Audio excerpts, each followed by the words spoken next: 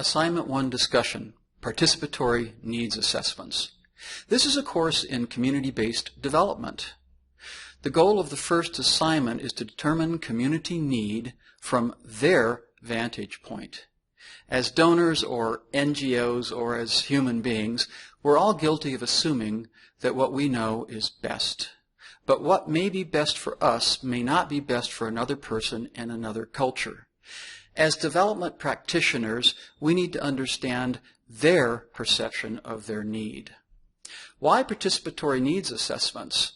There are several valuable reasons for encouraging your community members to participate in determining their needs and challenges, prioritizing their needs, and choosing the solutions that will be used to address their needs. What are several reasons why it's good to be inclusive in this process? One, community members may have a greater depth of knowledge about the challenges they face than we do, and so will be better at identifying underlying causes to the challenges they face.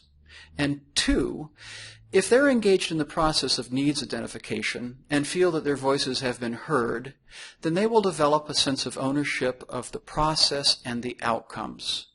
This is where long-term project sustainability comes from. Communities are diverse, and we need to make sure that you're working with a representative example of their members. Needs assessments need to include women and marginalized members of the community as well. You need to find a mix of people that most represent overall community need. Given the right tools, communities are fully capable of assessing need and designing development programs. Your job as a development practitioner is to accompany community members in a two-way learning adventure and to facilitate leaps in insight and understanding. You are not to be the leader. You're meant to empower leaders. You may need to exercise some critical self-evaluation. It can be hard to hold a needs assessment without coloring the assessment if your organization has a particularly strong specialization. Getting started. First, we need to develop a relationship within a community. I would suggest meeting with village leaders and sharing your potential plans with them. They can introduce you to community members for participation in the needs assessment and also schedule a time and a place. Be a little careful. Village leaders can have vested interests which can color the outcomes of the assessment.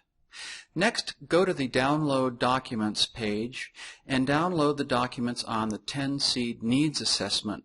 Read them in preparation for your needs assessment. You can also download the homework instructions for Assignment 1, a workshop lesson plan on needs assessments, and a how-to card to hand out. Once you've completed your assessment, watch the screencast for Assignment 1. It will show you how to develop a world-class project. Then you can download my example, type right over the top of it, in essence just editing it to reflect your new project.